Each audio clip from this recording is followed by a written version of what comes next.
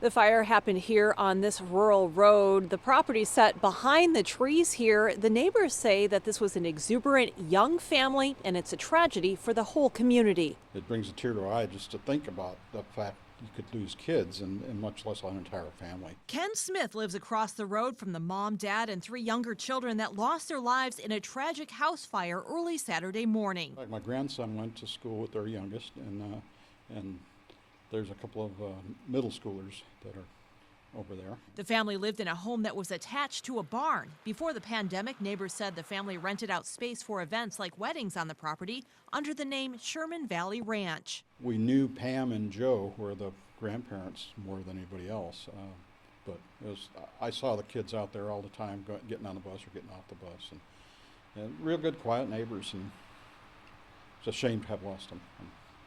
We're heartbroken. The Thurston County Sheriff's Office says that the home sat on a larger family property where the grandparents also lived. He said the closest neighbors are family members, and they were the first to call 911. This was called in by a neighbor who saw the flames and heard the screams, calls for help. When the firefighters arrived, the residence was fully engulfed in flames. Lieutenant Simper says a girl that was staying at the house was the only one who made it out alive by escaping to the roof. She climbed out onto the roof from the second story. Simper says the Bureau of Alcohol, Tobacco, and Firearms was called upon to help investigate because of the large loss of life. So far, he says it's too early to determine a cause. Because there are no fire hydrants in the area, it did prompt a large fire response. There were departments from virtually all over Thurston County and even into Grays Harbor County that brought their tenders. As you can see, there's no hydrants in this area, so the water that was used to fight this fire had to be brought in on trucks. Kids are always outside playing and enjoying life, and wonderful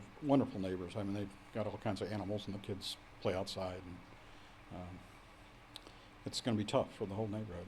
Ken says the loss is hard to put into words. I got to believe this is the worst tragedy in Thurston County in years. I just haven't heard anything this bad. The Thurston County Sheriff's Office says it will have deputies on scene throughout the night securing the area. Reporting in Thurston County, Jennifer Dowling, Fox 13 News.